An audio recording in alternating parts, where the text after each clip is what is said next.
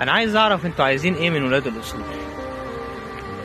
يعني بعد ما تعبتوهم واستنفذتوا كل طاقتهم وظلمتوهم وافتريتوا عليهم، جايين بكل بساطة تقولوا احنا عملنا ايه؟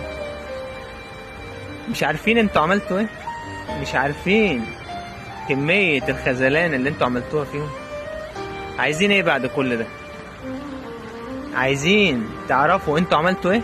عملتوا كتير، بس احنا مش هنقول لكم انتوا عملتوا ايه، لان اللي انتوا عملتوه ربنا هيقول لكم انتوا عملتوا ايه الفترة الجاية، هتشوفوها عملي. لان اللي حصل فيهم ده انتوا استنفذتوا كل طاقتهم.